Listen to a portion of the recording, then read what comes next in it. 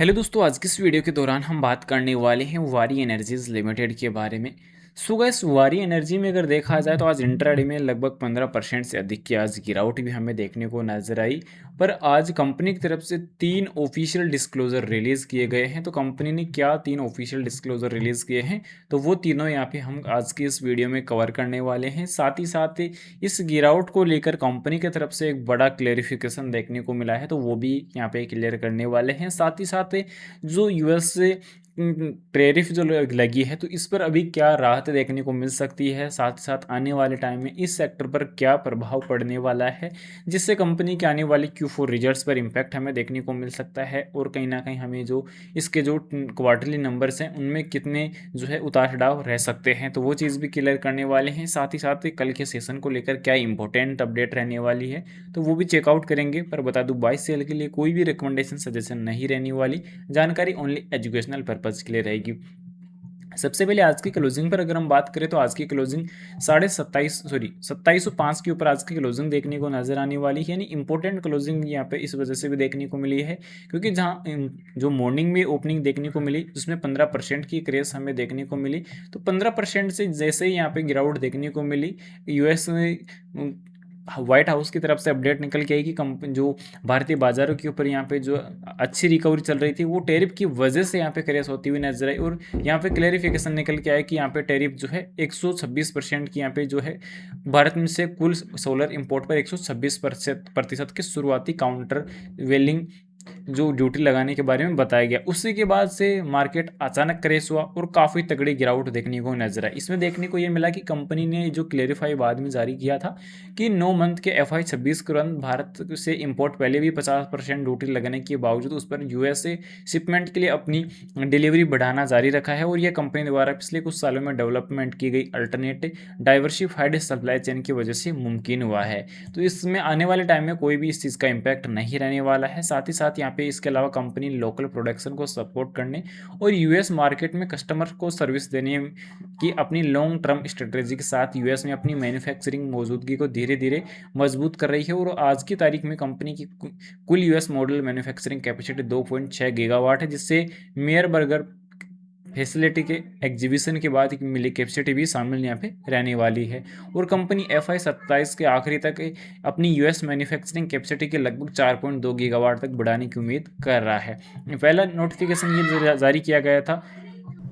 Second update जो release की company की तरफ से, तो उसमें देखने को मिला था कि अभी जो आज मार्केट के अब टाइम में यहाँ पे जो है कंपनी की जो बोर्ड बैठक हुई थी 25 फरवरी 2026 को दोपहर 1:30 पर कॉन्फ्रेंस कॉल हुई थी। उसके बाद जो भारतीय सोलर इंपोर्ट्स पर यूएस ड्यूटी पे से जुड़ी हालिया खबरों पर चर्चा की गई थी।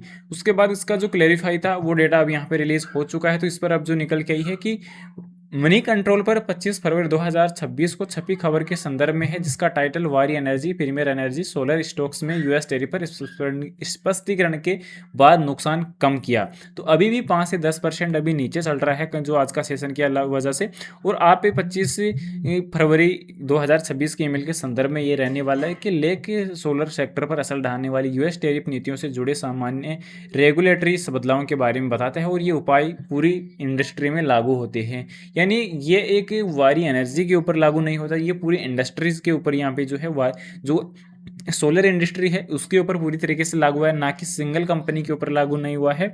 और ऊपर बताए गए मामले पर कंपनी का रुख स्टॉक एक्सचेंज को 25 फरवरी 2026 के अलग कम्युनिकेशन के पहले ही बता दिया गया था, जिसका टाइटल था यूएस डिपार्टमेंट ऑफ कॉमर्स द्वारा शुरुआती काउंटर वेलिंग ड्यूटी लगाने पर न्यूज आर्टिकल के संबंध में अपडेट पहले कंपनी ने रिलीज कर दिया था। तो इस पर कंपनी ने बताया है कि शेयर की कीमत में उतार चढ़ाव मार्केट पर निर्भर करता है, कोई भी अनपब्लिश्ड प्राइस सेंसिटिव जानकारी स्टॉक एक्सचेंज को बताने के लिए पेंडिंग नहीं है। और इसके अलावा ऊपर बताए गए मामले में संबंधित में कोई रेगुलेटरी या कानूनी कार्रवाई शुरू नहीं की जा रही है।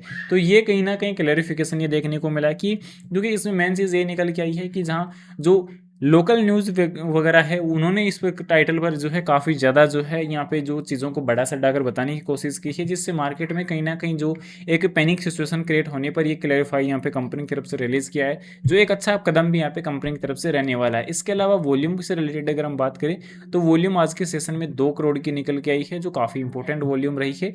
और अगर बात कर ली जाए इसके डिलीवरी के लिए तो डिलीवरी भी काफ़ी कम देखने को ऑलमोस्ट यहाँ पे रहने वाली है, क्योंकि डिलीवरी के जो आंकड़े हैं वो काफ़ी उतार चढ़ाव वाले रहे हैं। तो 17% की ही डिलीवरी निवेशकों ने यहाँ पे ली है। तो मैंने पहले बोला था कि आंकड़े कम हो सकते हैं और वॉल्यूम के आंकड़े एक्चुअल में कम ही निकल के आए हैं। तो ये चीज़ें काफ़ी अच्छी देखने को नजर आई है।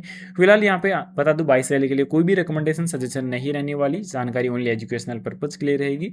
और यहाँ पर साथ ही साथ मैं आप लोगों को कल के मार्केट के लिए अगर बात की जाए तो मार्केट कल का जिस प्रकार आज यहाँ पे उतार चढ़ाव के साथ यहाँ पे जो देखने को मिला स्टेबल होता हुआ, तो कल कहीं ना कहीं इन खबरों का जो स्टेबलाइजेशन है कहीं ना कहीं जो है कि इस तरह उसमें एक अच्छा बदलाव देखने को मिल सकता है, या कह सकते हैं कि उसमें कि स्थिरता हमें देखने को कल के मार्केट में नजर आ सकती है। क्योंकि कंपनी की तरफ से एक क्लेरिफिकेशन रिलीज किया जाना, इस पर एक जो है बात को ना दबाकर उस पर एक अच्छा रिप्लाई कंपनी की तरफ से करना, तो ये अपने आप में एक इंपॉर्टेंट डिसीजन रहने वाला है कंपनी के लिए, तो जिससे कल का सेशन काफी इंपॉर्टेंट रहने वाला है। फिलहाल वीडियो अच्छी लगी तो लाइक और चैनल को सब्सक्राइब जरूर शेयर करें। Thanks for watching this my video.